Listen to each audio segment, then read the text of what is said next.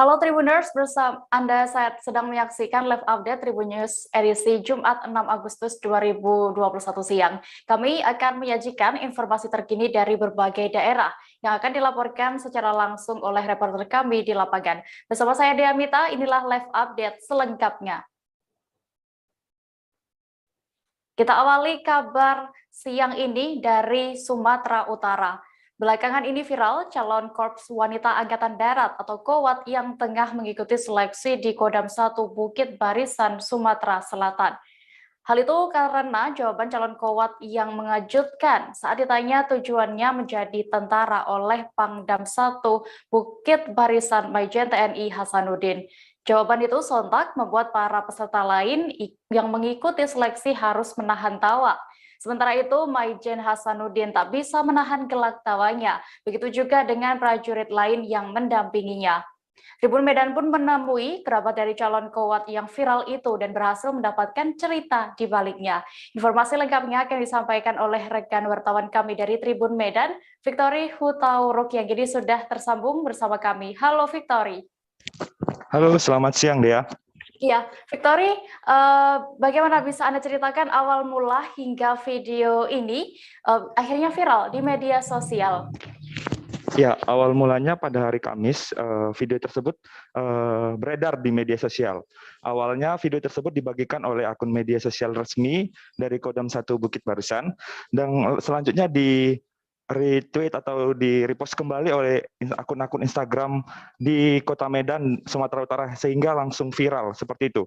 Langsung saja ketika kami mengkonfirmasi kepada kakak yang bersangkutan, calon bintara tersebut bernama Elvina Sembiring. Kakaknya menyebutkan bahwa Elvina sedang mengikuti seleksi bintara di Kodam 1 Bukit Barisan, dan saat ini masih proses penyeleksian seperti itu, Dea. Iya. Lalu bisa Anda informasikan sebenarnya apa tahapan yang sedang diikuti oleh calon bintara wanita ini di Kodam 1 Bukit Barisan? Ya, informasi yang diberikan oleh Kapendam 1 Bukit Barisan mengatakan bahwa Elvina saat ini masih dalam proses di daerah. Artinya dia harus mengikuti proses seleksi administrasi, kesehatan, serta fisik, seperti itu. Dea. Jadi nantinya apabila dia lulus di daerah, dia akan melaju menuju ke pusat, yaitu pelatihannya di Bandung, seperti itu, Dea. Ya, lalu Victory, setelah Anda berhasil menemui keluarga calon KOWAT wanita ini, apa tanggapan mereka terhadap viralnya video tersebut di media sosial? Ya, baik. Awalnya kami menelusuri apakah memang benar ada mantannya yang ingin dibuat menyesal seperti itu. Namun kakak korban tidak memberitahukan secara detail identitas dari mantan tersebut, sehingga para netizen juga sampai saat ini sedang penasaran siapa sebenarnya mantan dari wanita yang viral tersebut. Lalu keluarganya menyebutkan bahwa yang bersangkutan sudah 2 kali kalah mencoba baik polisi maupun TNI, dan ini adalah kali ketiga dirinya dan kali terakhir dirinya untuk bisa mencoba, dan dia keluarga meminta supaya warga Sumatera Utara mendoakan supaya Elvina bisa lulus pada tahap yang saat ini, seperti itu, Dea. Ya, baik, terima kasih rekan wartawan Tribun Medan, Victory Hutauruk untuk informasinya. Selamat kembali bertugas. Kita beralih ke kabar berikutnya, Tribuners. Umumnya diketahui profesi tukang tambal ban dilakoni oleh laki-laki. Namun kali ini ada yang berbeda. Seorang gadis remaja di kota Palopo rela menggeluti pekerjaan tersebut sebagai aktivitas sehari-harinya. Namanya adalah Hasmiani, gadis berusia 18 tahun yang baru lulus SMA. Ia rela berkotor-kotor menjadi seorang tukang tambal ban. Kelihayannya mengotak-atik ban motor pun diketahui tidak kalah dari keahlian laki-laki. Setelah kisahnya ini diketahui banyak pihak, kabarnya kini ia ditawari beasiswa. Detail informasinya akan disampaikan langsung oleh rekan jurnalis kami dari Tribun Timur, Arwin Ahmad, yang kini sudah bergabung bersama kami. Halo Arwin. Halo Dea dan Tribuners.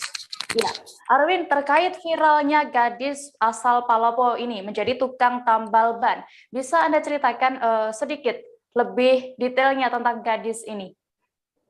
Ya, baik.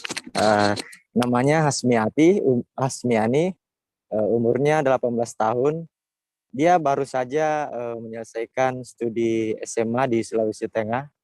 tepatnya di SMA Sriwijaya. Kemudian setelah menyelesaikan studi SMA-nya, dia kemudian hijrah atau bergeser ke Kota Palopo bersama keluarganya.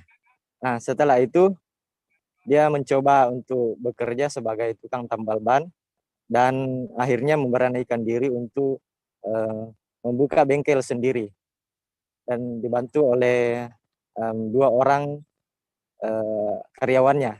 Saya saya coba konfirmasi ke yang bersangkutan atau Hasmiati dalam hal ini, sedikit bercerita tentang kenapa dia memilih untuk tukang tambal ban ya. Sementara di usianya yang saat ini dia masih bisa melanjutkan pendidikan. Nah, dia menjawab bahwa untuk melanjutkan pendidikan itu membutuhkan biaya dan orang tuanya yang hanya bekerja sebagai petani tidak mampu untuk melanjutkan anaknya. Makanya dia memilih untuk sementara bekerja sebagai tukang tambal ban, seperti itu deh. Ya, lalu setelah Anda berhasil Hasmiani ini, bagaimana perasaan Hasmiani setelah ini viral, Arwin? Ya, tadi pagi saya sempat komunikasi melalui via telepon dan dia menyampaikan bahwa perasaan senangnya, kemudian juga kaget tentunya, tidak menyangka bakal bisa seviral ini. Bahkan dia sempat sampaikan bahwa rasanya seperti mimpi bisa sampai viral begini. Iya. Lalu apakah saat ini sudah ada dermawan atau yang lainnya yang ingin membantu Hasmiani? Mengingat kisahnya sudah diketahui oleh banyak orang, Arwin. Ya, pasca diberitakan oleh Tribun dan viral di media sosial, baik itu Instagram dan Facebook, sampai saat ini ada beberapa orang dermawan yang ingin membantu. Yang pertama itu dari kampus, salah satu kampus swasta di Kota Palopo ingin menawarkan beasiswa kepada Hasmiani. Itu beasiswa dari kuliah sampai wisuda. Itu informasinya pihak kampus akan turun akan menemui Hasmiati sore ini dan setelah itu membahas apakah beasiswanya akan diterima atau tidak. Kemudian saya juga tadi mendapat informasi dari salah satu anggota DPRD Provinsi Sulawesi Selatan. Dia sudah mengirim orang untuk ke sana memberi bantuan dalam bentuk modal usaha kepada Hasmiani.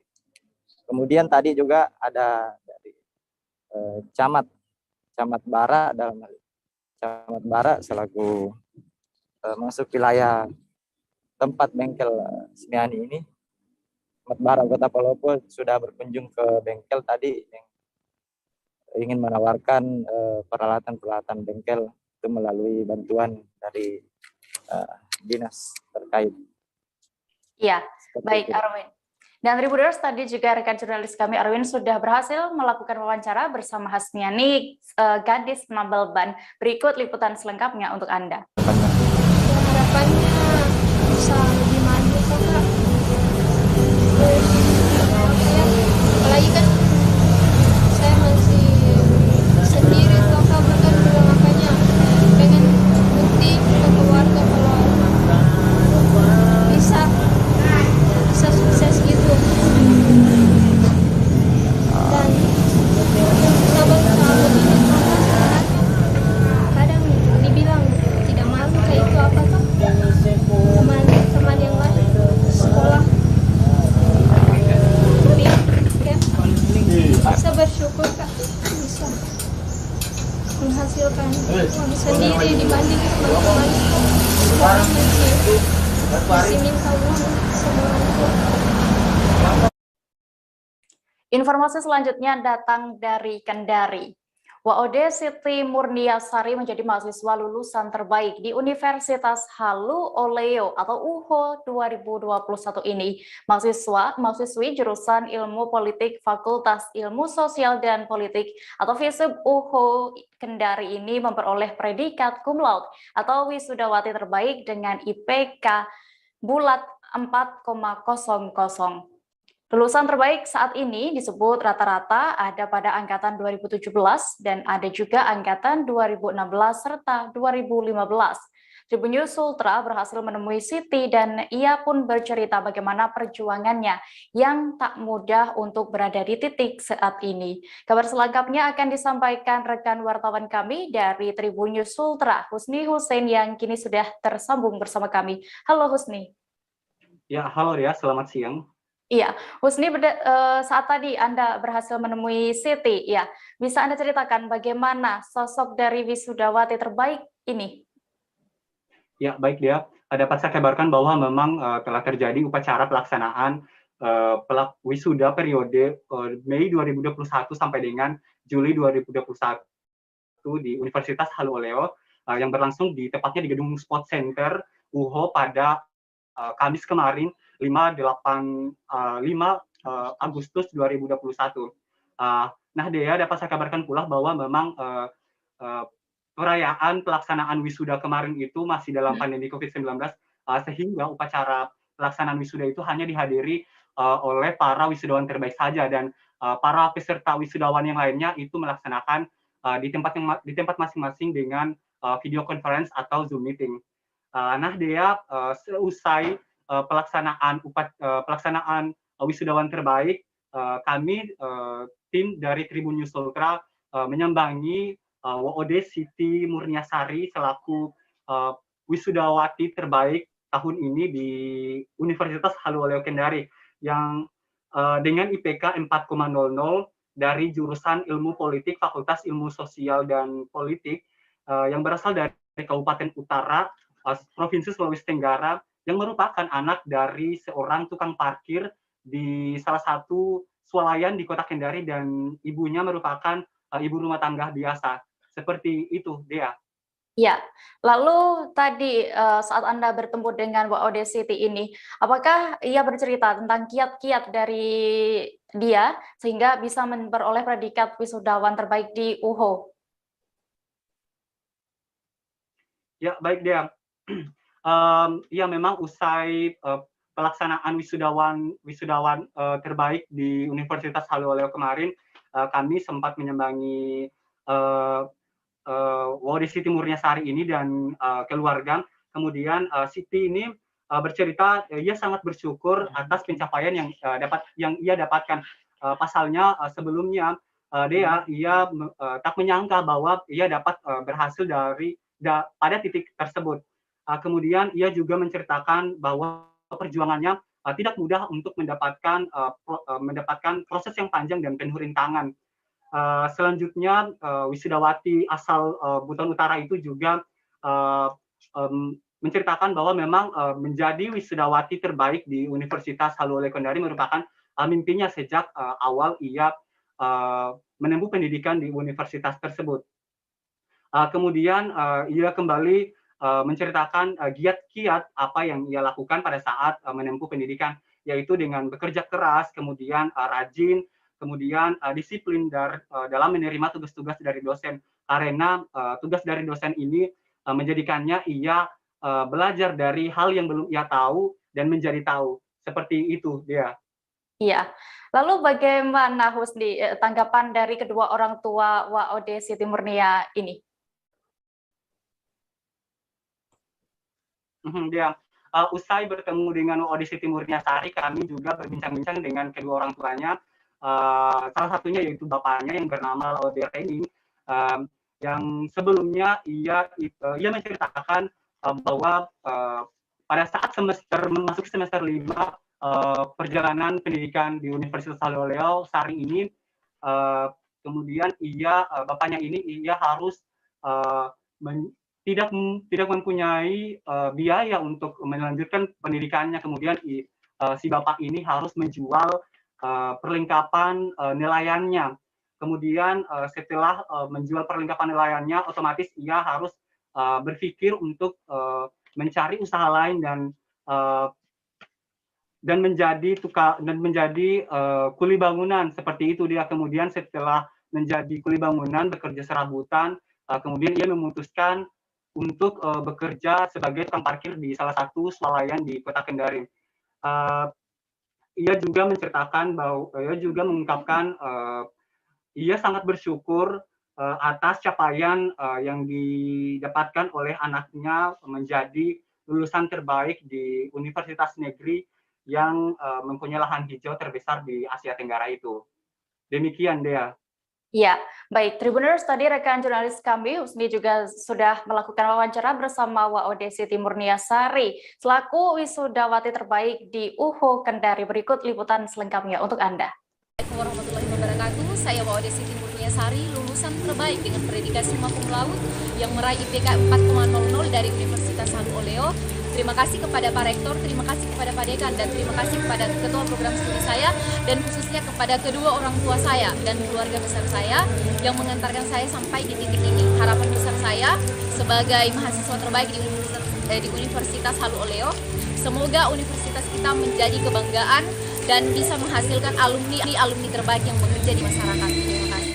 Harapan saya sebagai lulusan terbaik untuk ilmu politik agar selalu maju dan berdaya saing yang tinggi dan mampu membuktikan bahwa prodi politik bukan hanya menakutkan dari nama saja, namun bisa mengantarkan kita dalam dunia kerja yang bisa membentuk kita sebagai anak-anak muda yang berprestasi dan berkarya.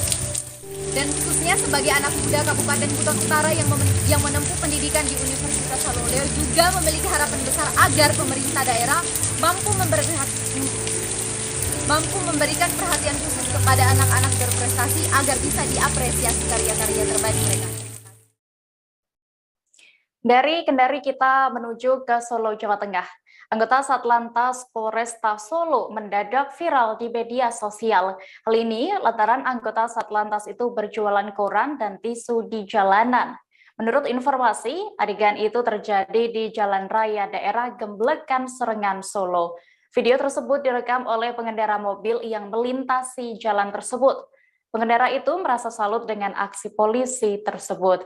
Ternyata aksi itu dilakukan sang polisi untuk membantu seorang penjual koran. Untuk mengetahui lebih detail informasinya sudah bergabung bersama kami rekan wartawan dari Tribun Solo, Christine Intan yang akan menyampaikan laporan. Halo Christine. Halo Dea.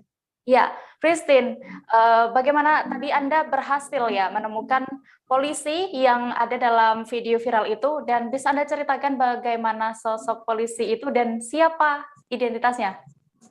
Baik, terima kasih Dea. Selamat siang Tribuners, tepatnya kemarin sudah dilakukannya prosesi ataupun maksud saya viralnya dari Bribka Arif Setiawan, yaitu Bani Turjawali Satlantas Polresta Surakarta sebagai seorang yang viral karena polisi seorang penjual koran ataupun tisu yang bernama Agus itu sendiri. Namun dari hasil penelusuran dan wawancara langsung bersama Bribka Arif Setiawan nyatakan bahwa saat itu dia saat sedang melakukan patroli di daerah Simpang 4 Gendengan Serengan Solo, dan saat itu mengetahui Agus identitas dari pedagang asli yang memiliki koran dan tisu itu sedang duduk di tengah jalan.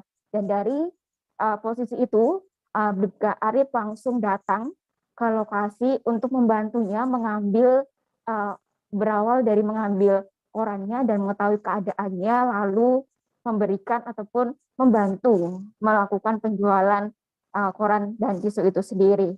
Ya. Ya, lalu bagaimana dengan cerita awal kronologinya video ini bisa sampai viral, Christine?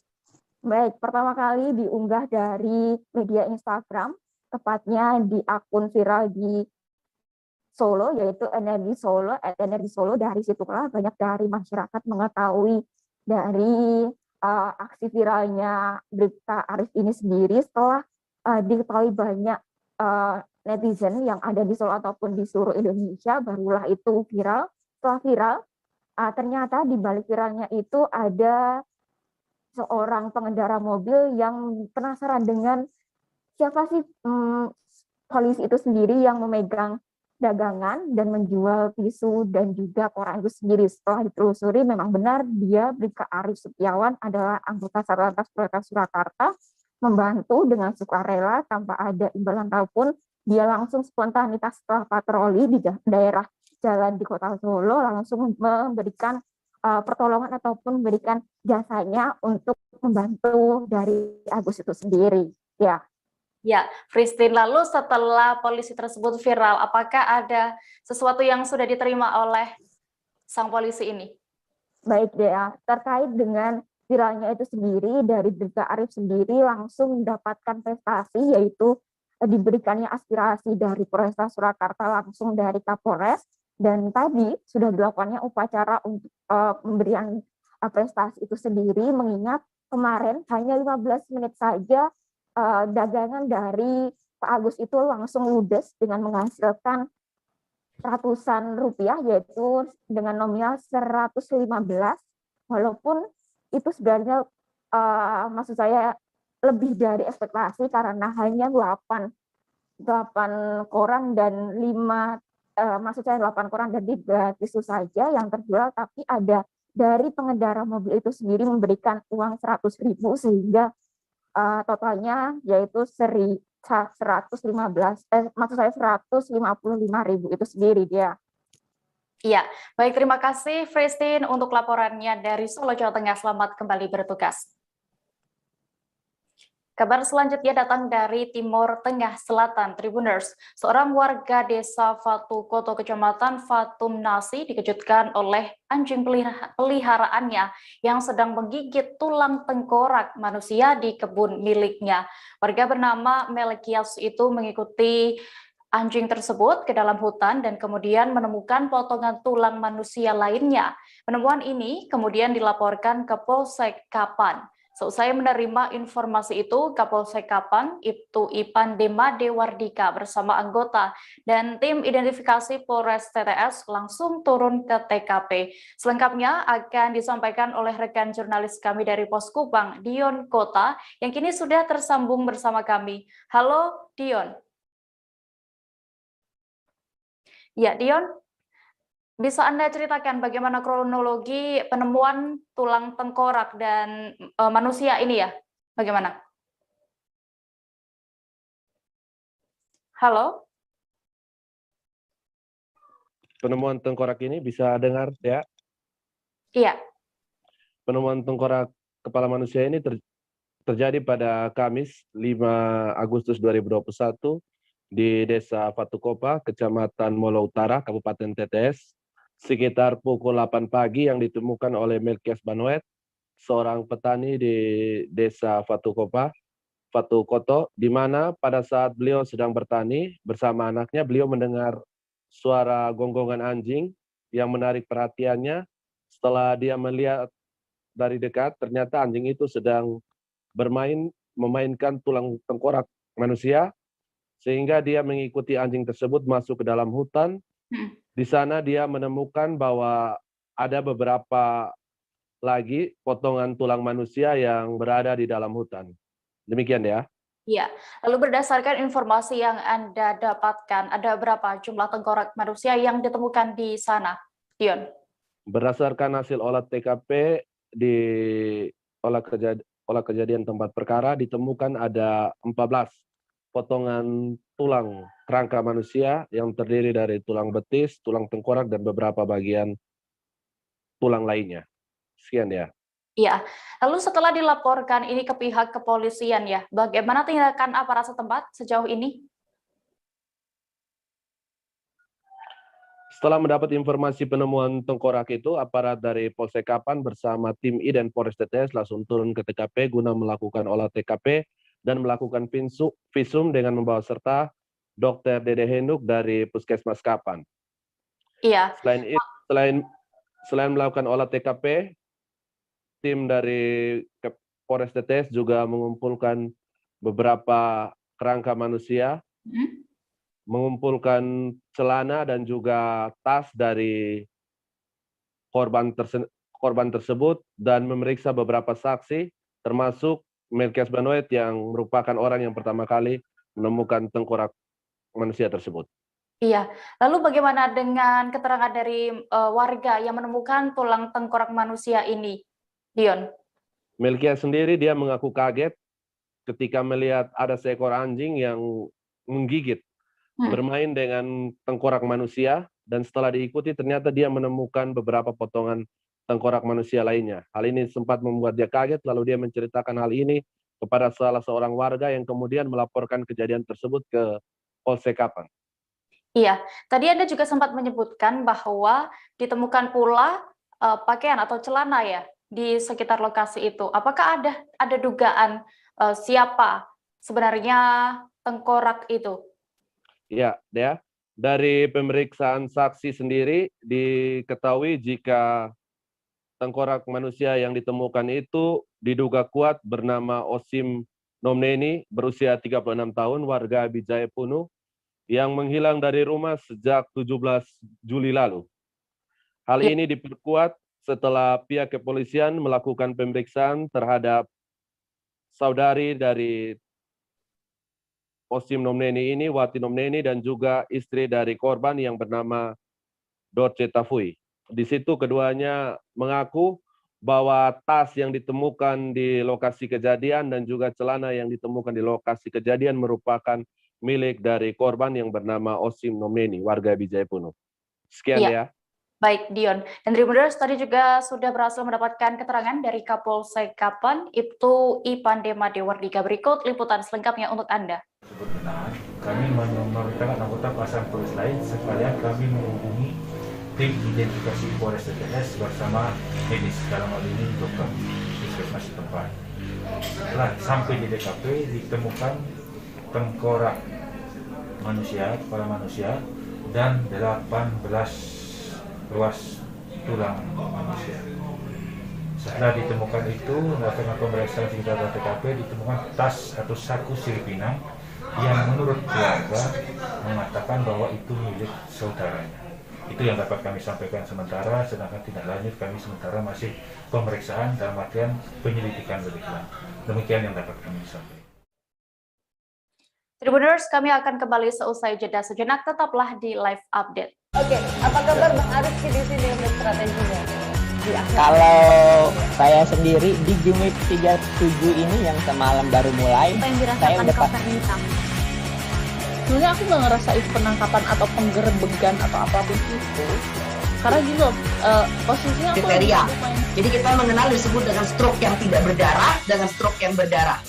Stroke yang tidak berdarah itu biasanya ditandai dengan adanya penyumbatan. Kalau itu terjadi di sini mungkin pikirnya tidak ke situ kali ya, tapi kalau di Korea atau di Kamboja itu ada beberapa paper yang saya itu mas, dulunya tukang koran. Oh gitu ya. Tukang koran. Ya, saya baca itu Pak. Tuh kan pernah baca kan? Ya. Jadi kalau saya jadi pangdam itu udah bersyukur banget. Si anak ini dijadikan sebagai tersangka begitu. Ya, kalau ini kita bicara yang di luar kasus Sebongombo ya. Dikenal dengan nama hujan shower, di mana terdapat batas jelas antara daerah hujan dan tidak hujan yang biasanya terjadi pada fase awal mature stage atau tahap berbahaya dewasa. itu Kang. Jadi mulai artinya terjadinya perlembekan. Nah itu untuk penetrasi akan sulit begitu ya. Dok, saya ini menurut saya memang tidak mudah, bukan urusan tanah diambil.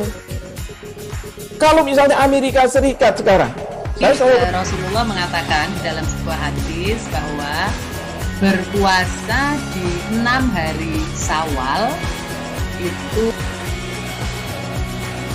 Oke, apa kabar Bang Arif di sini untuk strateginya? Kalau saya sendiri di Jumip 37 ini yang semalam baru mulai, Apa yang saya dirasakan udah Kapten Hitam? sebenarnya aku nggak ngerasain penangkapan atau penggerebegan atau apapun itu, karena gini loh, posisinya aku Kriteria. Jadi kita mengenal disebut dengan stroke yang tidak berdarah dengan stroke yang berdarah. Stroke yang tidak berdarah itu biasanya ditandai dengan adanya penyumbatan. kalau itu terjadi di sini mungkin pikirnya tidak ke situ kali ya, tapi kalau di Korea atau di Kamboja itu ada beberapa paper yang Saya itu mas, dulunya tukang koran. Oh gitu ya. Tukang koran. Ya, saya baca itu Pak. Tuh kan pernah baca kan? Jadi kalau saya jadi pangdam itu udah bersyukur banget. Si anak ini dijadikan sebagai tersangka begitu. Ya, kalau ini kita bicara yang di luar kasus Sebongombo ya. Dikenal dengan nama hujan shower, di mana terdapat batas jelas antara daerah hujan dan tidak hujan yang biasanya terjadi pada fase awal mature stage atau tahap Berbahaya dewasa. itu Kang. Jadi mulai artinya terjadinya perlembekan. Nah itu untuk penetrasi akan sulit begitu ya. Dok, saya ini menurut saya memang tidak mudah, bukan urusan tanah diambil.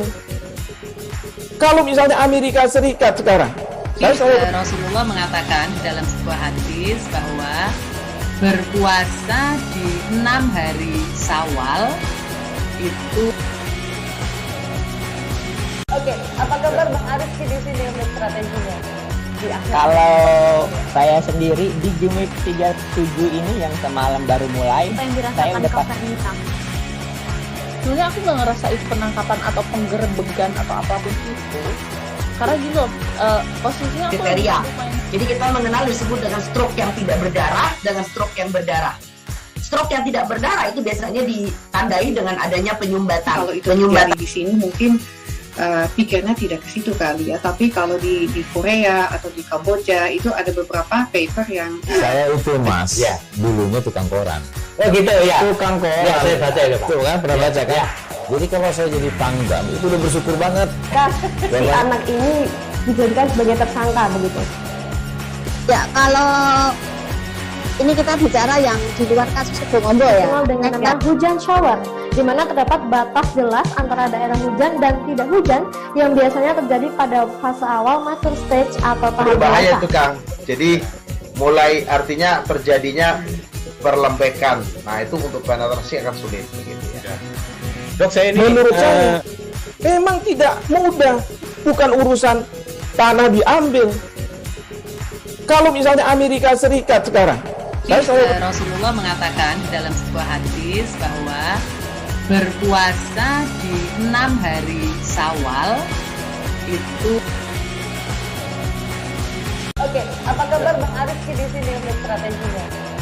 Kalau saya sendiri di Jumip 37 ini yang semalam baru mulai, saya udah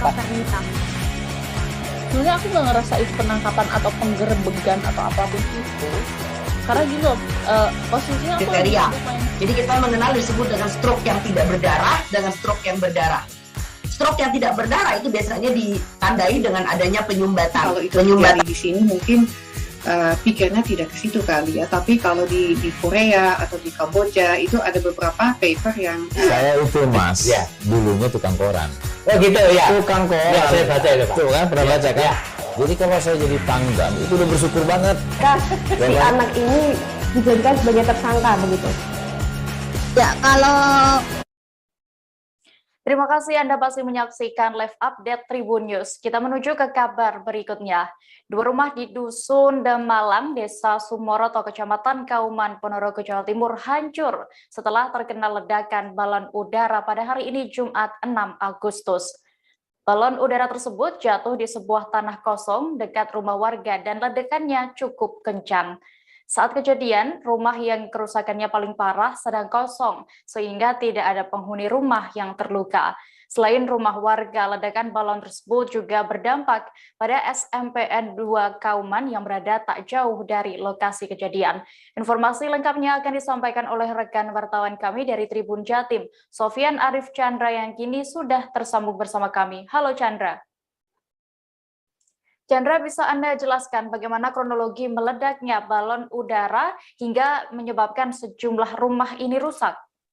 Ya, telah terjadi ledakan balon udara disertai petasan di Desa Sumoroto, Kecamatan Kauman, Kabupaten Ponorogo. Kronologinya pada sekitar pukul 6 pagi, ya. Waktu itu keadaan rumah sedang kosong, penghuni rumah sedang ke kebun dan aktivitas lain. Tiba-tiba terdengar suara ledakan yang begitu keras yang berada di samping rumah Pak Lamuri. Ya. Seketika rumah korban hancur berantakan, kacanya pecah-pecah dan bahkan jendela rumah serta pintu sampai copot dari engsel. Selain rumah Pak Lamuri, ada 3 rumah warga lain yang juga ikut terdampak, namun tidak separah milik Pak Lamuri. Selain rumah warga, ledakan tersebut juga berdampak pada SMPN 2 Kauman. Sejumlah ruang kelas di SMPN 2 Kauman pecah-pecah kacanya, dia, dan ada beberapa plafon yang pecah sehingga ada yang runtuh. Dia. Beruntung tidak ada korban jiwa maupun yang luka-luka dalam peristiwa ini. Dia.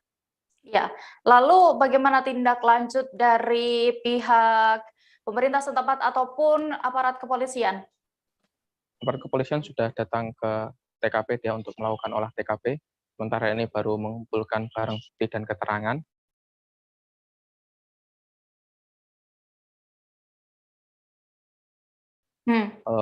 Polsek Somoroto juga belum bisa menyimpulkan siapa dalang dari balon udara tersebut. Namun pihak Polsek Somoroto sudah mengetahui arah dari balon udara tersebut dari arah selatan dan diduga tidak jauh dari tempat lokasi kejadian. Dia mengingat petasannya ini belum meledak semua dia, sehingga diprediksi tidak jauh dari lokasi kejadian. Iya, Chandra. Dan Tribuners, tadi rekan jurnalis kami sudah melakukan wawancara bersama Kapolsek Somoroto, AKBP Nyoto, dan juga korban bernama Masri. Berikut liputan selengkapnya untuk Anda. Ini sekitar 10 juta ya. Kemudian yang di SMP lebih besar lagi ya, sekitar 15 sampai 20. Dan sudah diketahui sementara dan siapa yang menerbangkan? Belum ya, masih kami mengumpulkan keterangan saksi-saksi, juga mencari, ya masih melakukan penyelidikan itu. Kalau dari pengamatannya dari arah mana, Dan? Dari arah selatan ya, dari balon dari arah selatan. Perkiraan tadi kejadian jam berapa? Jam 05.45. Himbauan masyarakat yang berada agar masyarakat tidak menerbangkan balon udara maupun membunyikan petasan, mengingat bahayanya seperti ini. Ancaman hukuman, Dan? Nah, ini Undang-Undang Darurat 1251 di atas 5 tahun penjara.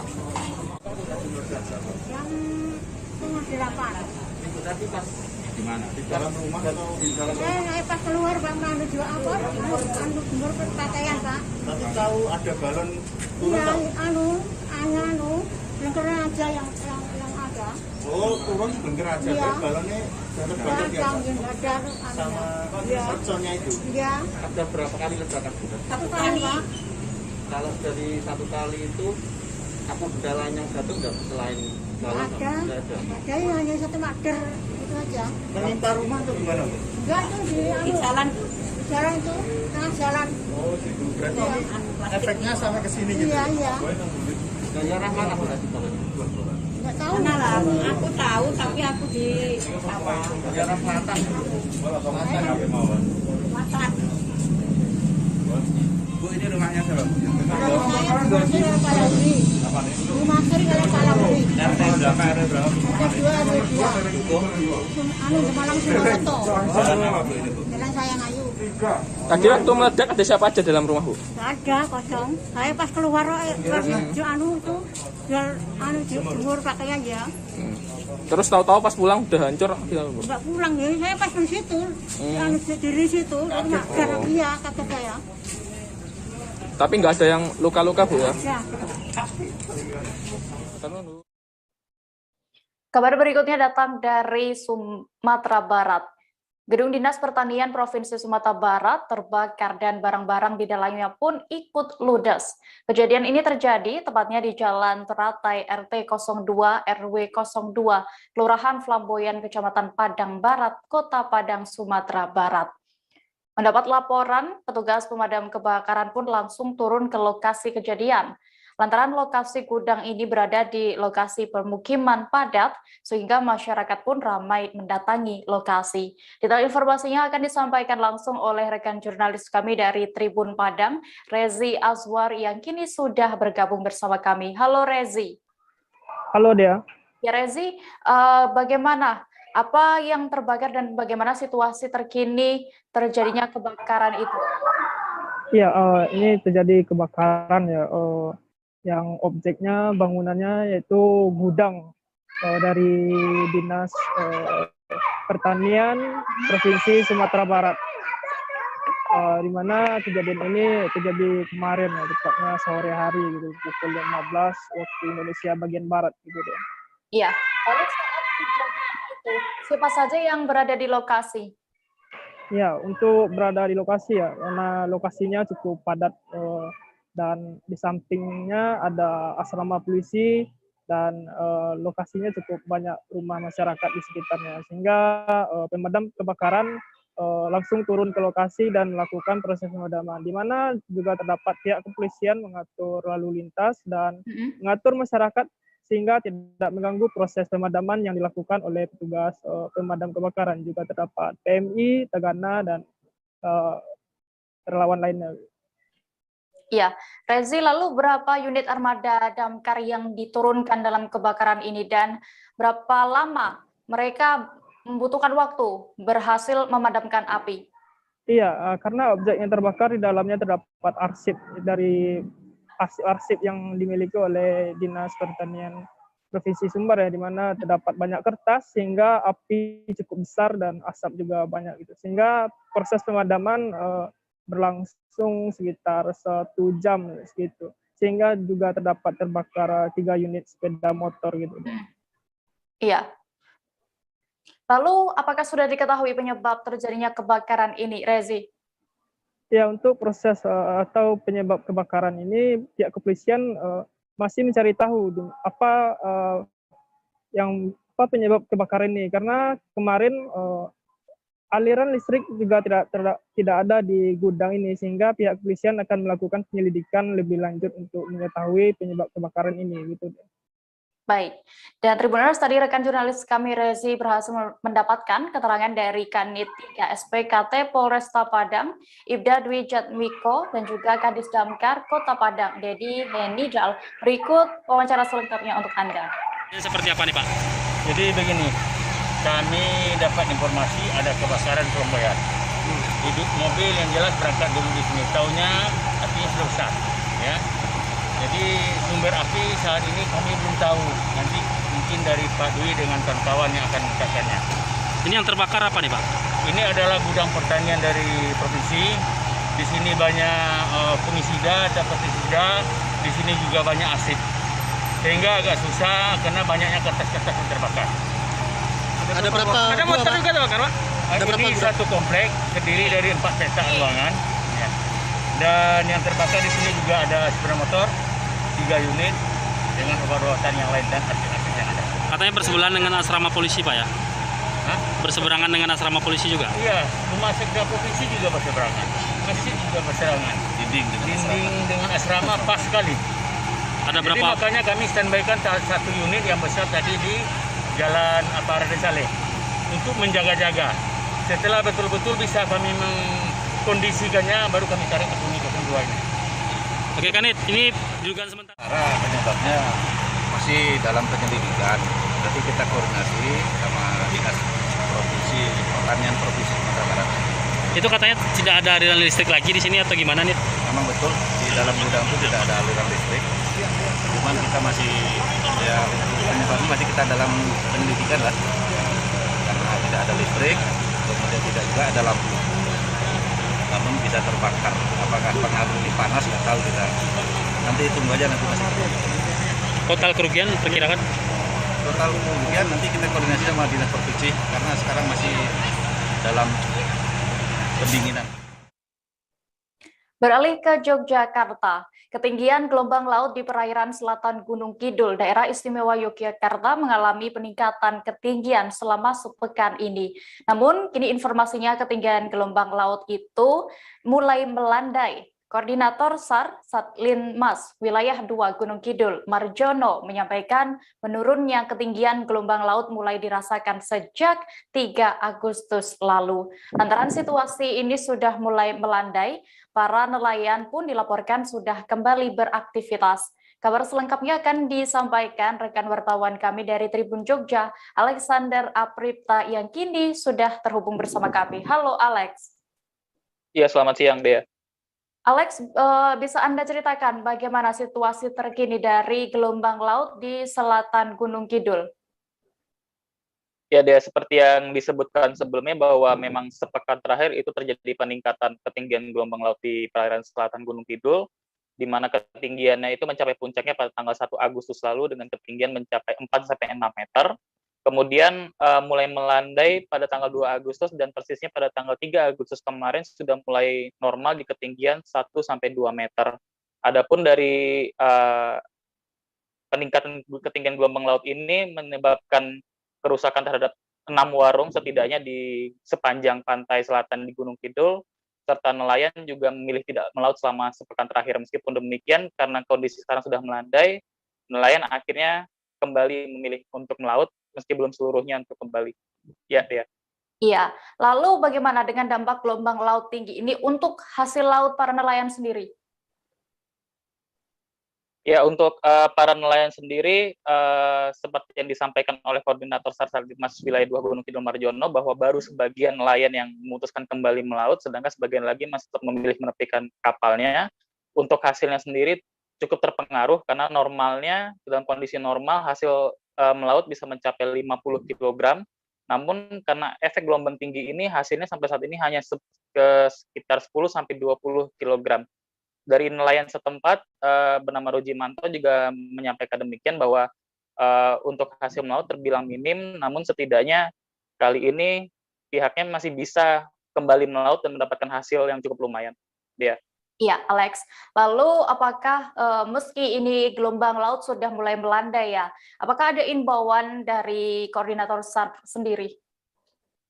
Ya, dari Marjono menyampaikan bahwa meskipun saat ini sudah melandai, tapi pihaknya tetap mewaspadai karena secara umum ini fenomena alam yang normal terjadi dan ketinggian gelombang akan baru benar-benar normal pada bulan September mendatang. Untuk itu, pihaknya sampai saat ini masih terus memantau informasi dari BMKG yang mana selalu mengupdate terus untuk informasi dari ketinggian gelombang laut ini. Kemudian dari informasi ini disampaikan lagi ke para nelayan agar mereka juga ikut meningkatkan kewaspadaannya. Iya, baik, Alex. Dan Tribuners, tadi juga jurnalis kami sudah berhasil mendapatkan keterangan dari Koordinator SAR Satlinmas Wilayah 2 Gunung Kidul, Marjono. Berikut hasil wawancara selengkapnya untuk Anda. Ya, pasca gelombang tinggi sepekan kemarin, alhamdulillah pada hari ini sudah ada penurunan, kemudian juga di beberapa titik nelayan sudah mulai beraktivitas. Walaupun hasilnya memuaskan, tapi sedikit demi sedikit nelayan sudah bisa beraktivitas dan dapat ikan untuk pemasukan. Daripada hari kemarin mereka libur kurang lebih 2 minggu. Untuk sekarang yang sudah kembali melaut berapa persen mungkin, Pak? Untuk sekarang di Pantai Baron kurang lebih ada sekitar 25 kapal yang mulai aktivitas. Mulai dari kapan itu, Pak? Mulai tadi pagi. Tadi pagi. Ya, Berarti baru hari pertama ini ya? Hari pertama. Oke. Kalau untuk penurunan ketinggiannya itu mulai terasanya kapan itu, Pak? Mulai ada penurunan gelombang itu sejak kemarin. Sejak kemarin sudah mulai ada penurunan, namun untuk angin ada peningkatan dan juga hari ini gelombang terlihat sudah landai, namun nanti siang juga angin ada peningkatan. Untuk kisarannya berapa kaki, Pak? Berapa meter gitu? Untuk puncak gelombang kemarin itu 18 feet, kurang lebih 4-5 meter. Kemudian pada hari ini hanya sekitar 4-6 feet. Ada penurunan yang sangat signifikan. Untuk ke depan apakah sudah ada informasi dari BMKG ada peningkatan lagi, Pak, untuk ketinggian gelombang? Untuk seminggu ke depan ini informasi dari BMKG memang ada penurunan, namun kita selalu update di BMKG maupun dari Stormsub itu kita update, jadi seminggu sebelum ada kenaikan ini sudah kita informasikan. Kita beralih ke kabar berikutnya, Tribuners. Kasus pengambilan paksa jenazah pasien COVID-19 di RSUD Depati Bahrin, Sungai Liat, Kabupaten Bangka pekan lalu berbuntut panjang. Peristiwa tersebut dilakukan oleh adik pasien, yakni M. Anwar Alwi Zaid, terjadi dan bersama keluarga lainnya pada Senin 26 Juli lalu. Penyidik Satreskrim Polres Bangka pun menetapkan M. Anwar Ali Zain sebagai tersangka. Anwar ditetapkan sebagai tersangka setelah menindaklanjuti laporan dari pelapor, dalam hal ini dokter dari RSUD Depati Bahrin. Untuk mengetahui lebih detailnya, sudah bergabung bersama kami rekan jurnalis dari Bangka Pos, Dedi Marjaya, yang akan menyampaikan laporan. Halo Dedi. Dedi, bisa Anda ceritakan bagaimana kronologis kejadian pengambilan paksa jenazah ini? Ya, kejadian ini terjadi sepekan lalu pada tanggal 26 Juli 2021, di mana pasien atas nama Ahmad Mawardi, warga Blinyu, Kabupaten Bangka, meninggal dunia. dalam proses swab TCM atau tes cepat molekulernya dinyatakan positif COVID-19. Pada saat itu tim Satgas COVID Rumah Sakit Umum memberikan edukasi kepada keluarga bahwa pasien harus diwajibkan untuk dimakamkan secara protokol COVID-19. Namun pihak keluarga menolak dan meminta agar jenazah tersebut dibawa oleh mereka untuk dikebumikan seperti biasa. Hal ini terjadi tarik ulur antara petugas rumah sakit yang berbuntut pengambilan paksa jenazah oleh pihak keluarga. Selanjutnya pihak rumah sakit umum sendiri Debat-Barin melaporkan kejadian itu ke Polres Bangka, di mana penyidik Polres Bangka kemudian melakukan penyelidikan dan menetapkan salah satu adik korban ya atas nama Anwar Alizain sebagai tersangka melanggar pasal tentang penanggulangan wabah menular dengan ancaman 1 tahun penjara dan denda 1 juta. Namun saat ini tersangka sendiri tidak ditunda proses pemeriksaannya karena berdasarkan hasil swab TCM-nya yang bersangkutan positif COVID-19, sehingga untuk sementara ini diisolasi dan dirawat di MES PT Timah Tbk tempat isolasi terpadu. Demikian dia. Ya, baik. Lalu bagaimana untuk nanti tindak lanjut selanjutnya nanti ya, Dedi, dan perkembangan kasus lainnya, apakah ada? Iya. Saat ini selain satu kasus ini, penyidik tindak pidana tertentu Polres Bangka, Satreskrim Polres Bangka juga sedang menangani 2 kasus lainnya. Yang kasus lainnya yaitu di mana juga terjadi pengambilan paksa jenazah yang positif COVID-19. Kemudian yang kedua, pembongkaran peti jenazah yang sudah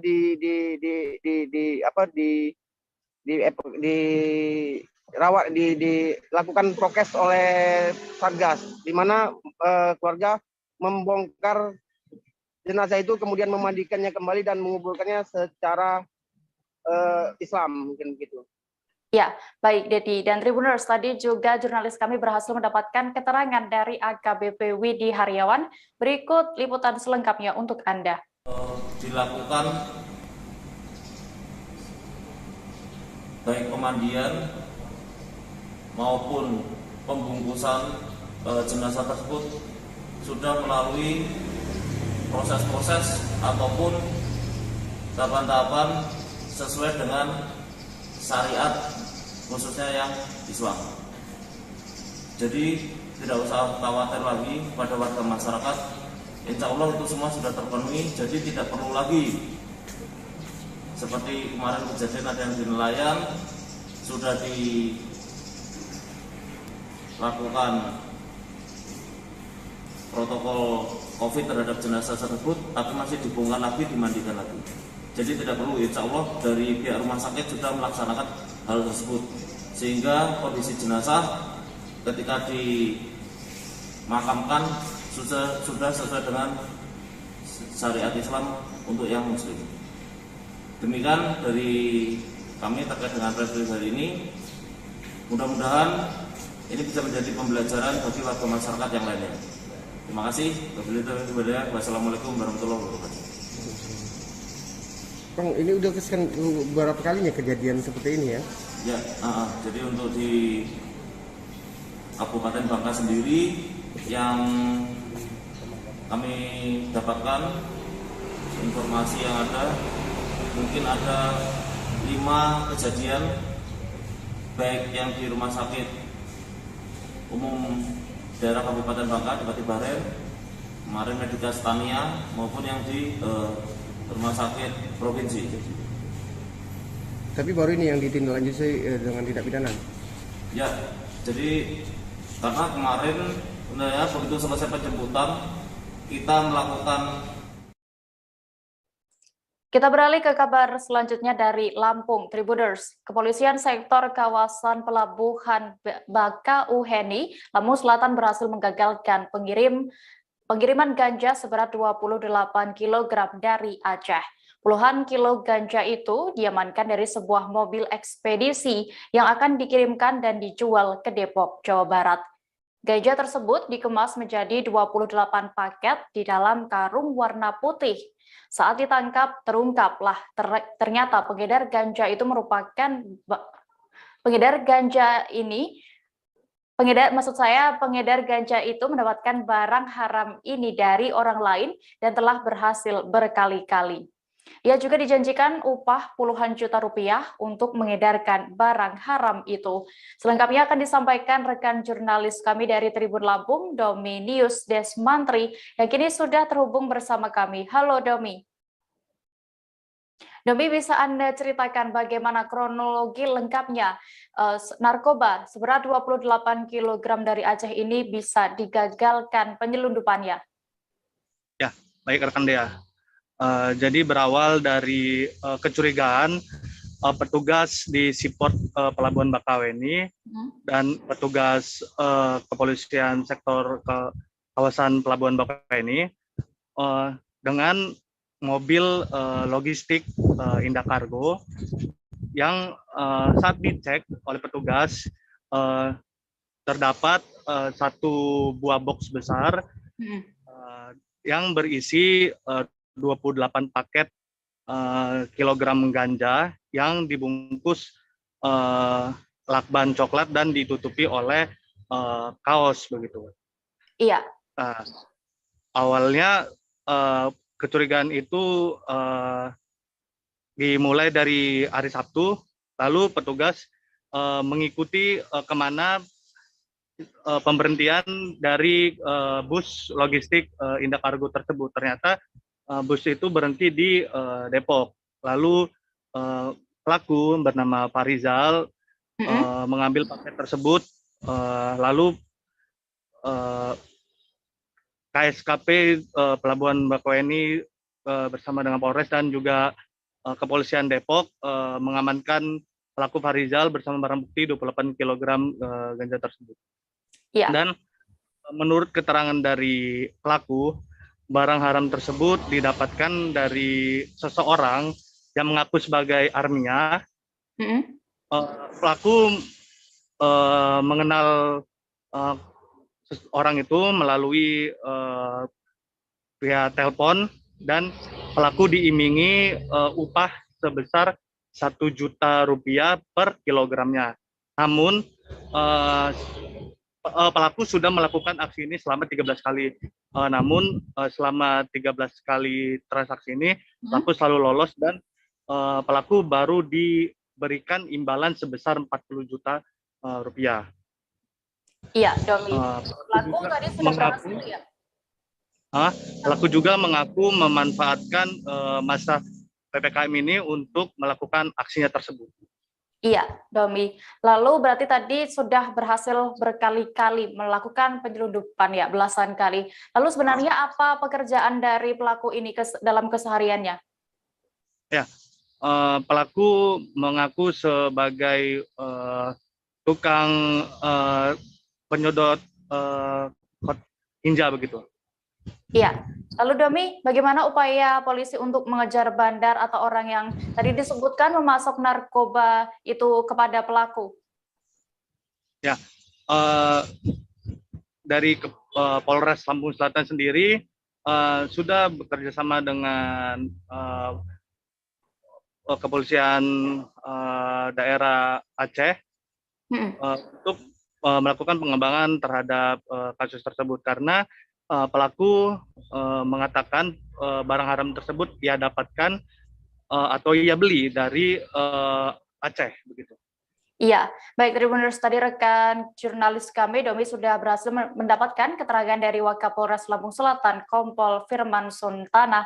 Berikut wawancara selengkapnya untuk Anda.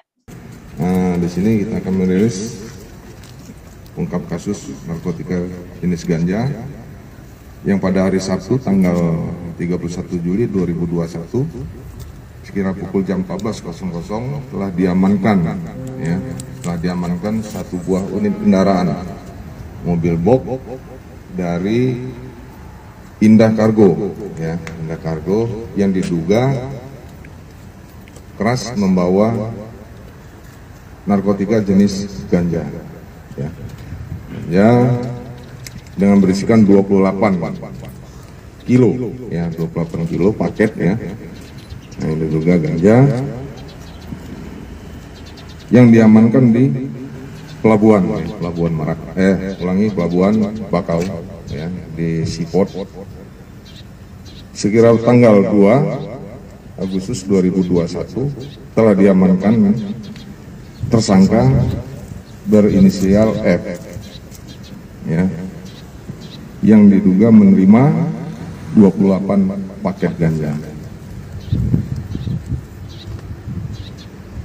Kemudian pasal yang dilanggar ya, pasal 111 ayat 2 junto pasal 114 ayat 2 Undang-Undang Nomor 35 tahun 2009 tentang narkotika. Ancamannya minimal 5 tahun, maksimal 10 tahun, 10 sampai 20 tahun. Boleh izin bertanya, dari modus pelaku ini kan dari keterangan pelaku sudah sering melakukan apa aja bang modusnya seperti apa? Ya, untuk modusnya pembeli dan menerima. Ya. Dari mana ngambil? Dari Aceh. Rilisnya mana tadi? Apanya bang? Testing 1 2 3. Sama Armia. Armia. Iya bang. Mau dibawa kemana itu? Jakarta bang. Dari Aceh bang. Berapa dibawa diupah? Saya ngambil aja bang sana bang. Ya dikasih berapa biaya? Dikasih 1 juta bang. Hah? Terus kali antar? Iya bang. 1 juta. Berapa kali bang? 13 bang. 13 kali. Iya bang. Caranya sama semua ya? Iya bang. Kita apa kegiatannya selain Kita kerja bang. kerja di mana? Di mobil tinja bang. Kami akan kembali seusai jeda sejenak, Tribuners, tetaplah di live update. Oke, apa kabar Bang Arief di sini untuk strateginya? Kalau saya sendiri di Jumip 37 ini yang semalam baru mulai, saya udah sebenarnya aku nggak ngerasa itu penangkapan atau penggerebegan atau apapun itu, karena gini loh, posisinya aku kriteria. Jadi kita mengenal disebut dengan stroke yang tidak berdarah dengan stroke yang berdarah. Stroke yang tidak berdarah itu biasanya ditandai dengan adanya penyumbatan. Kalau itu terjadi di sini mungkin pikirnya tidak ke situ kali ya, tapi kalau di Korea atau di Kamboja itu ada beberapa paper yang saya itu mas, ya dulunya tukang koran. Oh gitu ya, tukang koran. Ya saya baca itu pak. Tuh kan pernah baca kan? Ya. Jadi kalau saya jadi pangdam itu udah bersyukur banget. Si anak ini dijadikan sebagai tersangka begitu. Ya kalau ini kita bicara yang di luar kasus Situbondo ya. Dengan nama hujan shower, di mana terdapat batas jelas antara daerah hujan dan tidak hujan yang biasanya terjadi pada fase awal mature stage atau tahap berbahaya dewasa. tuh Kang. Jadi mulai artinya terjadinya perlembekan. Nah itu untuk penetrasi akan sulit. Gitu ya. Dok saya ini menurut saya memang tidak mudah, bukan urusan tanah diambil. Kalau misalnya Amerika Serikat sekarang. Rasulullah mengatakan dalam sebuah hadis bahwa berpuasa di 6 hari Syawal itu. Oke, apa kabar Bang Arief di sini untuk strateginya? Kalau saya sendiri di Jumip 37 ini yang semalam baru mulai, saya udah sebenarnya aku nggak ngerasa itu penangkapan atau penggerebegan atau apapun itu, karena gini loh, posisinya aku kriteria. Jadi kita mengenal disebut dengan stroke yang tidak berdarah dengan stroke yang berdarah. Stroke yang tidak berdarah itu biasanya ditandai dengan adanya penyumbatan. Kalau itu terjadi di sini mungkin pikirnya tidak ke situ kali ya, tapi kalau di Korea atau di Kamboja itu ada beberapa paper yang saya itu mas, ya dulunya tukang koran. Oh gitu ya, tukang koran. Ya saya baca itu pak. Tuh kan pernah baca kan? Ya. Jadi kalau saya jadi pangdam itu udah bersyukur banget. Si anak ini dijadikan sebagai tersangka begitu. Ya kalau ini kita bicara yang di luar kasus Situbondo ya. Dengan nama hujan shower, di mana terdapat batas jelas antara daerah hujan dan tidak hujan yang biasanya terjadi pada fase awal mature stage atau tahap berbahaya dewasa. tuh Kang. Jadi mulai artinya terjadinya perlembekan. Nah itu untuk penetrasi akan sulit. Gitu ya.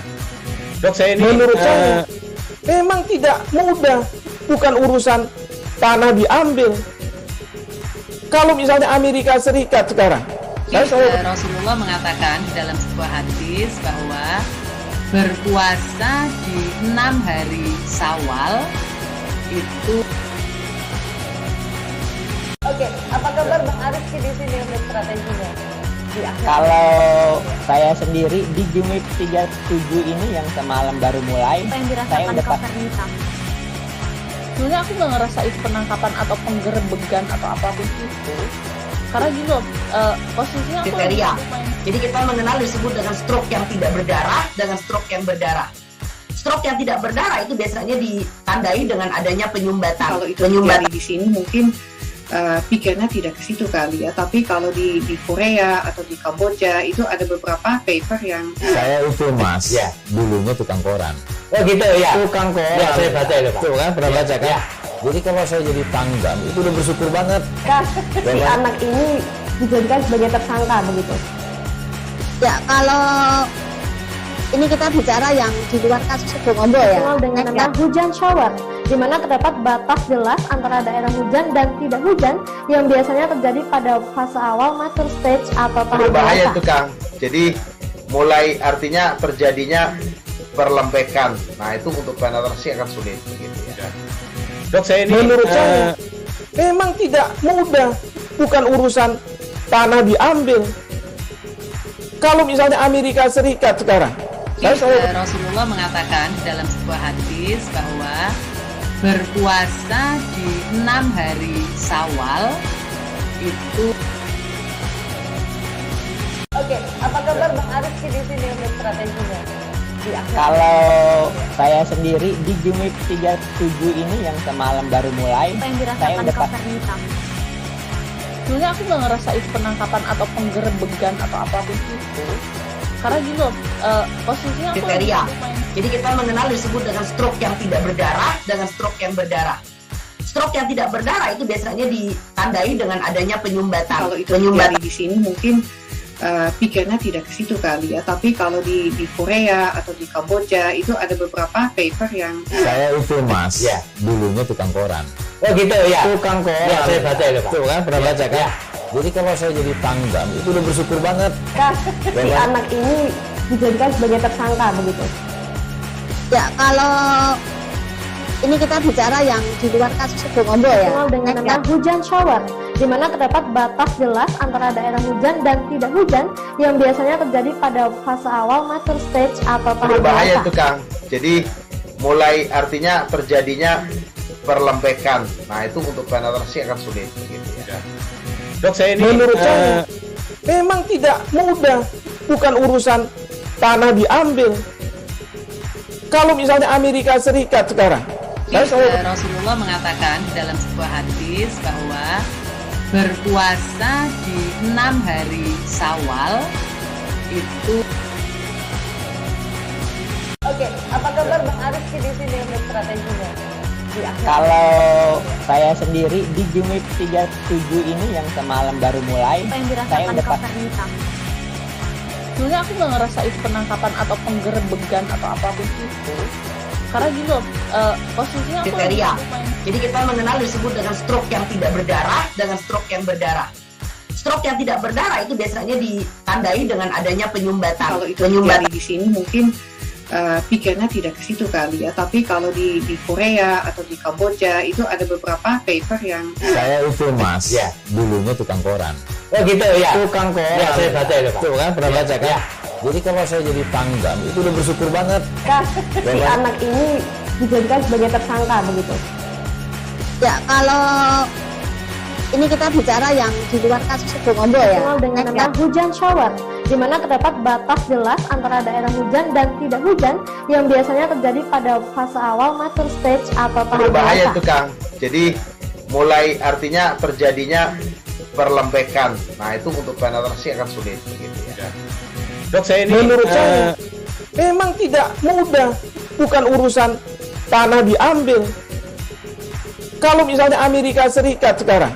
Rasulullah mengatakan dalam sebuah hadis bahwa berpuasa di 6 hari Syawal itu.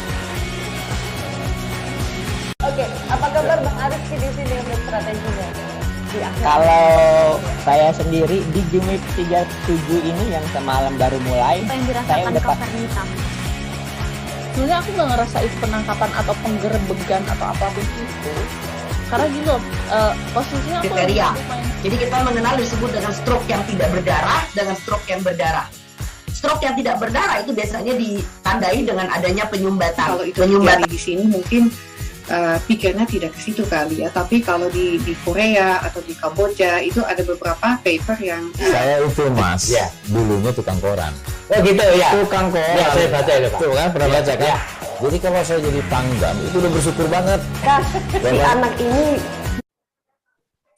Kembali ke live update Tribuners, kita menuju ke kabar berikutnya dari Aceh. Pengadilan Negeri Calang Kabupaten Aceh Jaya memutuskan hukuman 20 tahun penjara terhadap pelaku dalam kasus pembunuhan cucu tiri. Terdakwa yakni Safrudin berusia 32 tahun, warga desa Pucok Alue, Kecamatan Lok Sukon, Aceh Utara.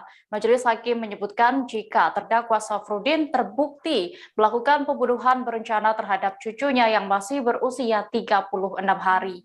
Majelis Hakim juga menyampaikan bahwa terdakwa melakukan perbuatannya tersebut berdasarkan rencana yang sudah dipikirkan. Informasi lengkapnya akan disampaikan oleh rekan jurnalis kami dari Serambi Indonesia, Rizky Bintang, yang ini sudah terhubung bersama kami. Halo Rizky. Halo Mbak Dea. Ya, Rizky, bisa Anda informasikan apa yang membuat hakim akhirnya memutuskan hukuman 20 tahun penjara bagi terdakwa? Baik, Mbak Dea dan juga Tribuners dimanapun berada, berdasarkan putusan pengadilan Negeri Calang yang diputuskan pada 5 Agustus kemarin, Safrudin yang merupakan terdakwa dalam kasus pembunuhan cucu tirinya divonis dengan hukuman 20 tahun penjara. Vonis tersebut berdasarkan hasil dan juga beberapa fakta persidangan yang diperoleh oleh hakim, di mana yang pertama pelaku sendiri dengan sengaja dan juga berencana dari semenjak berangkat dari Aceh Utara, lokasi domisilinya menuju ke Calang dengan tujuan untuk menghabisi bayi yang masih berusia 36 hari yang merupakan anak dari anak tirinya ataupun dengan sebutan cucu tirinya. Iya, Rizky. Lalu menanggapi putusan dari majelis hakim ini, bagaimana langkah hukum yang akan diambil oleh terdakwa Safrudin selanjutnya? Baik, Dea. Sehubungan dengan persidangan yang dilaksanakan pada kemarin hari, di mana Safrudin sendiri hadir tanpa dinampingi oleh pengacara. Pada saat itu, Safrudin sendiri menyampaikan kepada hakim untuk pikir-pikir dulu terkait putusan yang telah diputuskan kepada diri dia dengan vonis 20 tahun penjara. Iya, lalu apakah anak tiri dari terdakwa atau dalam hal ini ibu korban ya ikut hadir menyaksikan putusan hukuman terhadap terdakwa Safrudin? Baik, Dea, berdasarkan informasi yang kita terima semenjak dari awal persidangan hingga kemarin persidangan terakhir sidang putusan, anak korban ataupun keluarga dari tersangka Safrudin tidak pernah hadir selain menghadiri panggilan pengadilan sebagai saksi dalam kasus pembunuhan bayi tersebut. Iya, baik Rizky. Tribuners, tadi juga rekan jurnalis kami sudah berhasil mendapatkan keterangan dari Jaksa Penuntut Umum Anggi Rizky Kurniawan. Berikut liputan selengkapnya. Oke, Bang, untuk putusan hari ini Bang, pada sidang kasus pembunuhan cucu nih dari Yesus, untuk tuntutan dari JPU sendiri itu putusan sesuai dengan ini putusan majelis hakim? Tuntutan kami sesuai, apa yang kami tuntut di situ juga yang diputus hakim. Kami tuntut 20 tahun, hakim putus 20 tahun. Untuk ini sendiri Bang tadi ada kan ada pikir-pikir itu kayak mana tuh? Jadi setelah pembacaan putusan itu dia punya hak untuk pikir-pikir 7 hari mau melakukan upaya hukum atau tidak, gitu kan? Nah, kami juga butuh waktu untuk membuat berita acara pelaksanaan dan juga harus konsultasi sama pimpinan. Makanya kami pilih untuk pikir-pikir dulu 7 hari gitu. Nah, selama 7 hari ini posisi perkara belum inkrah gitu. Nah, tapi tetap setelah 7 hari nanti perkara sudah dinyatakan inkrah gitu. Berarti tuntutannya sendiri itu kan pembunuhan berencana yang dituntut sama JPU? Iya, kami tuntut dengan pembunuhan berencana sama dengan putusan. Sama dengan putusan dari majelis hakim. Bang, nama lengkapnya Bang? Anggi Rizky Kurniawan. Beralih ke kabar berikutnya, Konsulat Republik Indonesia di Tawau, Malaysia mewajibkan karantina selama 14 hari terhadap ratusan pekerja migran Indonesia di depot imigrasi Tawau. Pasalnya, hampir sebagian besar dari mereka terkonfirmasi positif COVID-19. Hal itu membuat rencana deportasi PMI oleh Konsulat RI di Tawau pada 4 Agustus kemarin terpaksa ditunda. Konsulat RI di Tawau, yakni Emir Faisal, mengatakan terpaksa menunda kepulangan ratusan PMI itu lantaran khawatir dapat menyebarkan virus corona saat tiba di Nunukan. Detail informasinya akan disampaikan langsung oleh rekan wartawan kami dari Tribun Kaltara, Febrianus Felis, yang kini sudah bergabung bersama kami. Halo Felis. Halo Dea. Felis, bisa Anda informasikan terkait alasan ratusan PMI dari Tawau ini ditunda untuk dideportasi ke Indonesia? Baik Dea dan Tribuners, sebelumnya Konsulat RI yang ada di Tawau, Malaysia merencanakan akan melakukan deportasi terhadap 187 pekerja migran Indonesia pada 4 Agustus yang lalu. Namun beberapa hari lalu dikonfirmasi dari Konsulat RI yang ada di Tawau bahwasanya sekitar 100 lebih warga negara asing yang saat itu berada di depot imigrasi Tawau atau pusat tahanan sementara terkonfirmasi positif COVID-19. Untuk itu, fungsi penerangan sosial dan budaya Konsulat RI di Tawau, Emir Faisal, mengatakan bahwa pihaknya khawatir ketika akan terus melakukan deportasi terhadap ratusan PMI tersebut, dikhawatirkan akan membawa virus corona dari Tawau masuk ke wilayah Nunukan, sehingga dilakukan penundaan. Dea. Felis, lalu sampai kapan penundaan deportasi ini dilakukan? Baik, informasi dari Konsulat RI di Tawau, Emir Faisal, mengatakan bahwa penundaan akan dilakukan selama 14 hari ke depan, karena 14 hari ke depan akan dilakukan karantina terhadap ratusan WNI termasuk warga negara asing yang terpapar COVID-19 di dalam depot imigrasi yang ada di Tawau, Malaysia. Ya, lalu bagaimana dengan upaya Konsulat Republik Indonesia untuk memastikan 100 lebih PMI ini nantinya tidak lagi terpapar virus corona selama karantina, begitupun saat nanti dipulangkan ke tanah air melalui Nunukan, Felis?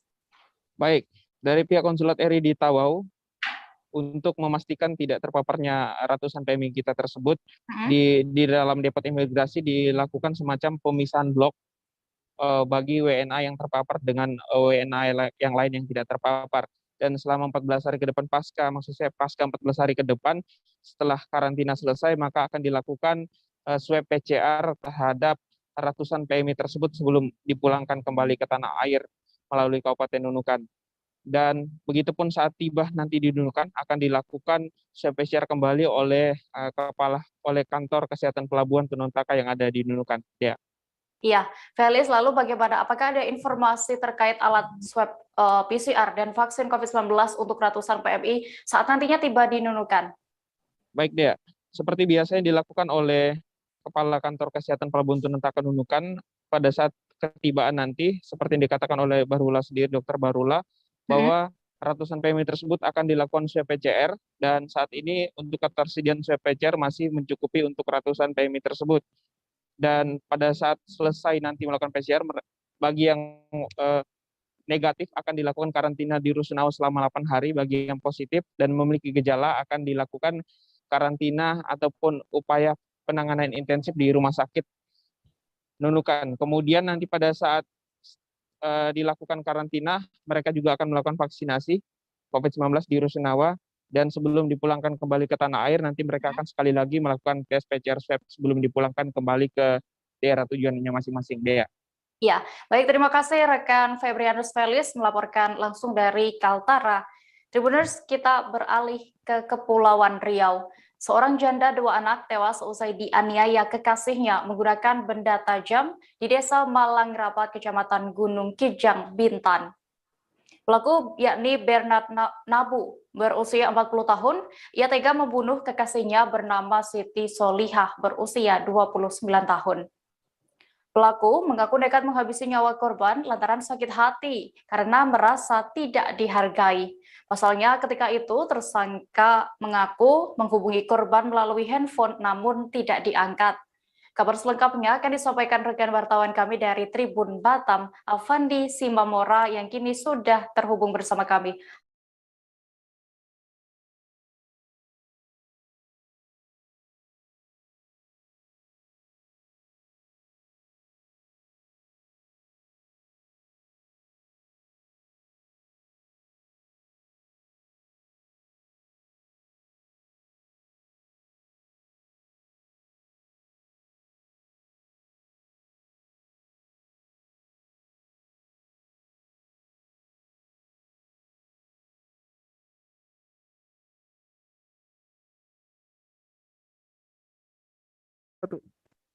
Iya, halo Afandi, bisa Anda jelaskan terkait kronologi kejadian pembunuhan ini, kapan dan tepatnya di mana?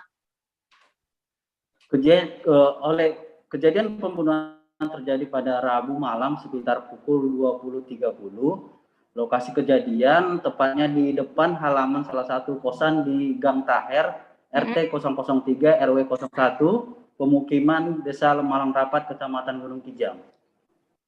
Iya, Afandi, apakah ada informasi terkait korban dan pelaku pembunuhan ini merupakan pasangan kekasih atau sebenarnya suami istri?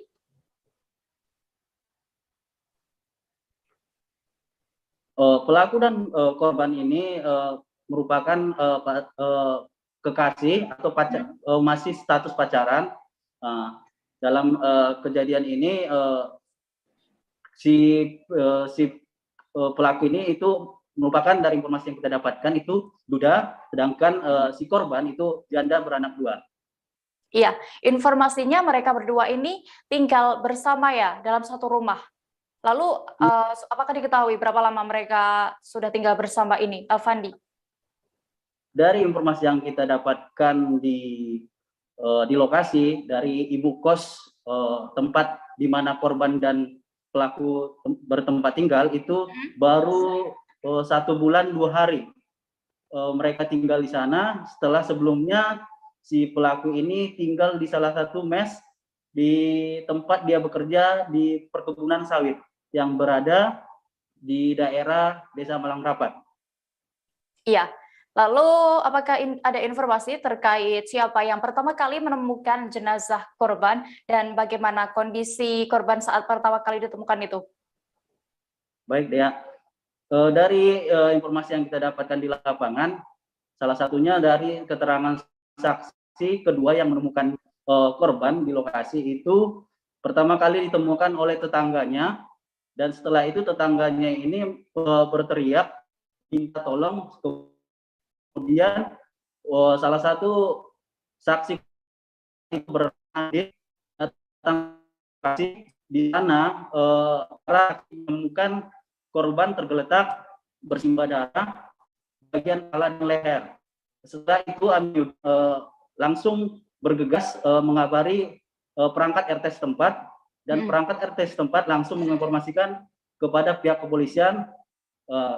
Setelah itu pihak kepolisian langsung turun ke lokasi untuk melakukan olah TKP di lokasi kejadian. Iya.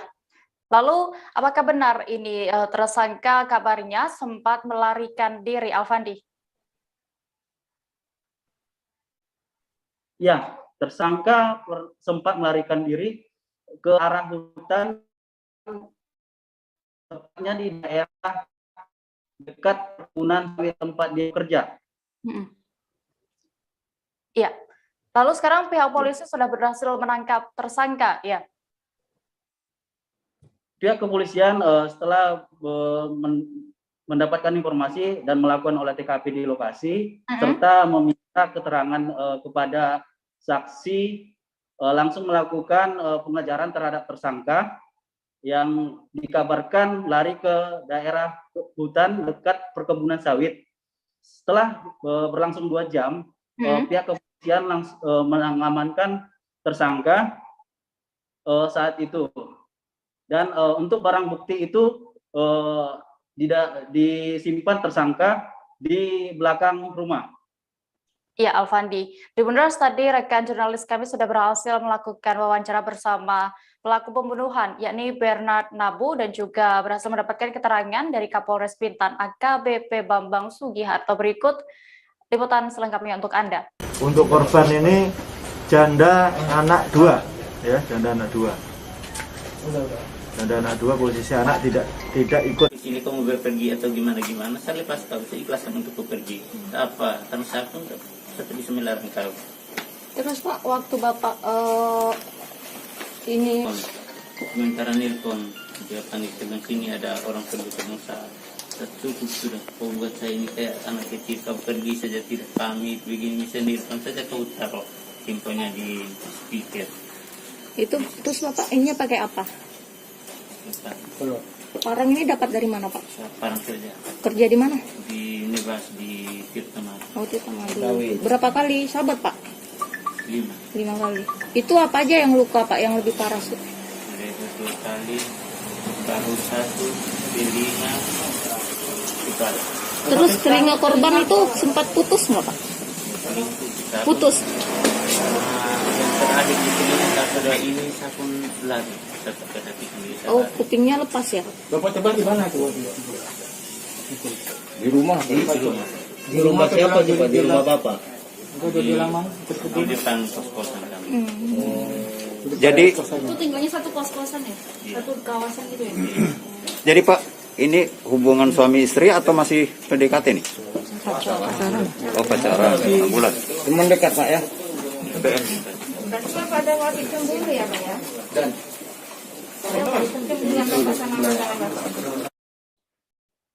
Beralih ke kabar berikutnya, Tribuners. Buffer stok vaksin yang ada di gudang Dinas Kesehatan Provinsi Sumatera Barat dikabarkan habis. Sumber kini masih menunggu distribusi vaksin itu dari pusat sehingga kembali tersedia untuk masyarakat. Namun, belum ada informasi soal jadwal kedatangan tambahan dosis vaksin. Dan untuk mengetahui lebih detail informasinya, sudah bergabung bersama kami rekan jurnalis Tribun Padang, Rizka Desri, yang akan menyampaikan laporan. Halo Rizka. Rizka, bisa Anda informasikan seperti apa sebenarnya kondisi real vaksin di Sumatera Barat?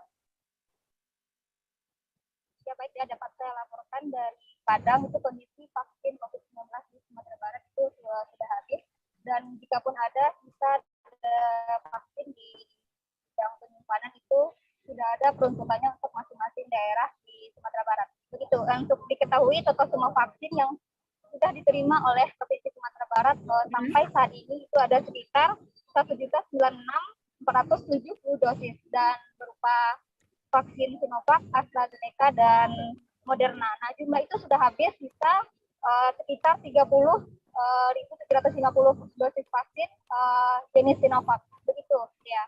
Iya, lalu bagaimana dengan animo masyarakat di sana untuk melakukan vaksinasi? Ya, untuk animo masyarakat Sumbar untuk mengikuti vaksinasi cukup tinggi, karena namun animo yang tinggi tidak diiringi dengan ketersediaan vaksin dari pemerintah pusat. Pemerintah pusat memberikan jatah ya dengan terbatas, sehingga capaian vaksinasi di Sumatera Barat pada saat ini mencapai 14,24% dari 4,4 juta jiwa penduduk. Kemudian untuk dosis pertama, dosis kedua itu hanya 5,61%. Dan Sumatera Barat juga sudah melakukan booster atau vaksin dosis ketiga itu untuk tenaga kesehatan yang berjumlah 32.000 tenaga kesehatan dia. Iya, lalu Rizka, bagaimana dengan upaya Pemprov di sana dengan kondisi vaksin yang saat ini dikabarkan mulai menipis?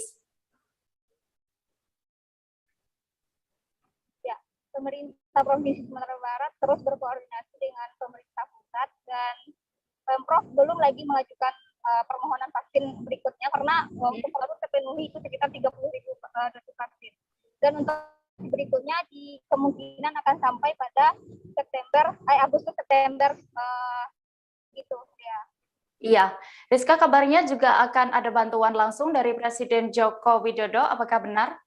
Ya, untuk bantuan Presiden Joko Widodo sendiri itu baru diterima informasinya kemarin. Gubernur Sumatera Barat langsung dihubungi oleh Presiden Joko Widodo. Nah, dalam Presiden Joko Widodo menjanjikan tambahan vaksin, obat-obatan, dan ada konsentrator oksigen. Begitu, dan diperkirakan bantuan tersebut akan sampai hari ini dan vaksin sendiri sampainya beberapa hari ke depan ya.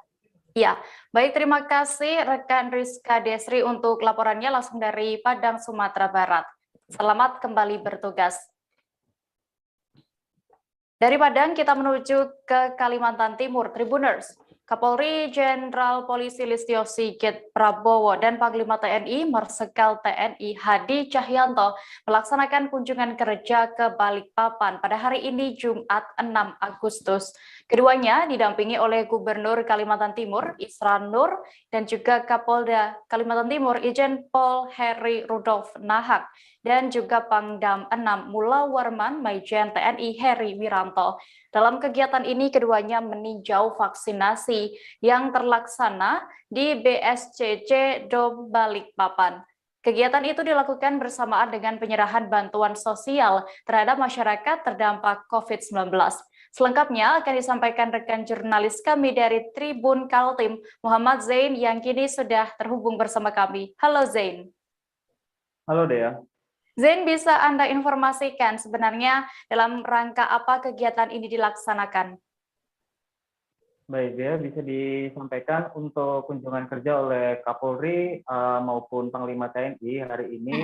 Ini memang dalam rangka melakukan peninjauan terhadap proses vaksinasi massal yang digelar di Balikpapan sekaligus melepas penyerahan bantuan sosial.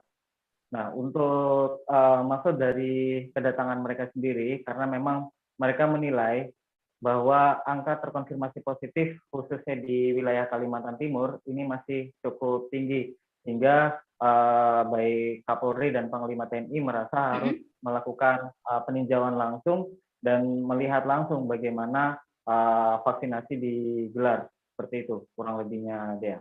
Iya, lalu kapan Kapolri Listio Sigit dan juga Panglima TNI Marsikal Hadi Cahyanto ini tiba di Balikpapan, Zain? Baik, untuk ketibaannya sendiri mereka datang sampai di Balikpapan kurang lebih pukul 6 sore kemarin, dan mereka langsung menuju ke hotel yang sudah disediakan oleh Pemkot Balikpapan. Kemudian berlanjut pada hari ini mereka dari tempat penginapan mereka langsung bergerak menuju BSCC Dom Balikpapan untuk melakukan peninjauan vaksinasi. Baik, kemudian Zain, selain kunjungan kerja ke Balikpapan, apakah keduanya akan melaksanakan kunjungan ke daerah lainnya? Baik, untuk kunjungannya sendiri ini ada beberapa titik kota yang akan dikunjungi.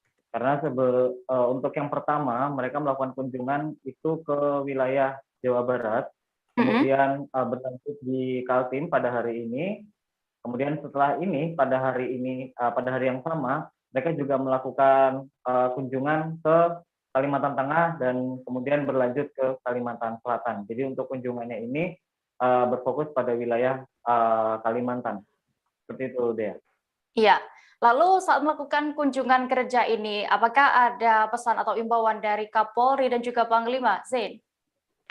Baik, untuk imbauannya sendiri dari Kapolri menghimbau bagi para pasien yang sudah terkonfirmasi positif agar langsung melakukan isolasi di tempat-tempat yang sudah disediakan oleh pemerintah. Untuk di Balikpapan sendiri ada embarkasi haji dan wisma atlet, agar penanganan medis terhadap pasien-pasien yang sudah terkonfirmasi ini dapat ditangani dengan baik, karena memang sudah dicukupi baik itu sarana dan prasarana. Kemudian dari pihak Panglima TNI Marsikal Hadi Cahyanto meminta untuk melakukan atau peningkatan tracing terhadap kontak erat dari pasien terkonfirmasi agar bisa cepat diketahui dan bisa menekan angka penyebaran, karena bagi masyarakat yang melakukan kontak erat dengan pasien ini nanti bisa langsung melakukan isolasi mandiri paling tidak 5 hari, seperti itu. Ya, baik, terima kasih rekan jurnalis Tribun Kaltim Muhammad Zain untuk laporannya. Selamat kembali bertugas.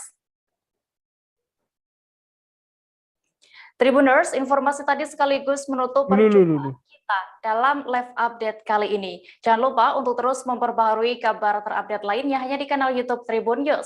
Dan lantaran masih di tengah suasana pandemi, kami kembali mengingatkan kepada Anda untuk terus menerapkan protokol kesehatan dengan ketat.